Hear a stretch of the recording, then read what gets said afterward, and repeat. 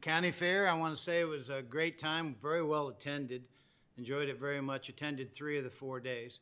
One thing I will say though is when the Ridge Carnival a week earlier, my grandchildren took them down there, and they were able to get on a ride about every 2 to 3 minutes.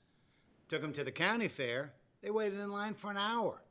I mean, it's great to have that wristband, but it's kind of a disservice for people waiting in the sun. And thank God it wasn't hot. It was cooler and a little breezy, but an hour to get on a line when you're standing in line with a 4-year-old or a couple of 4-year-olds and a 9-year-old is a long time. So maybe we can help out with that. But John Richards, you did a great job. You and your 17 directors, love seeing them all in their light blue shirts. Easy to find them. Great people, great thing. Thank God St. Mary's County is back with their county fair. Chamber State of the County last week, what we went to after our meeting. That was another great event, well attended. On a dour note, though, the county lost 3 people this past week that I need to recognize or mention. First one was a woman named Patty Runco. Her husband, Ray Runco, and her, people came here with the military. They came here with the Navy, same time as my dad did, early 60s. And I always remember Ray when he wanted to get into real estate. And Patty was an entrepreneur.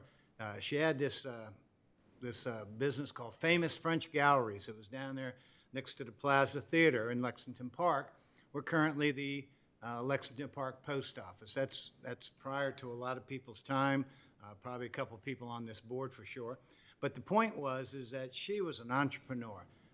She bought an ad for me for the Great Mills High School class in 1971 yearbook, and boy, she was a tough sell. But I got my $15 and she got her quarter page, and I always respected her as a sound business person. But what she really had a talent for was art, and she was an accomplished artist. And attending her services the other day was it was very heartwarming. All the people were there, and people had said nice things about her. Secondly, I'm a member of fraternal organizations and the Fraternal Order of the Elks. We've been in the county since 1958, a little over 63 years. Their last charter member, Howard Britton, lived in Valley Lee, right down there next to Tall Timbers.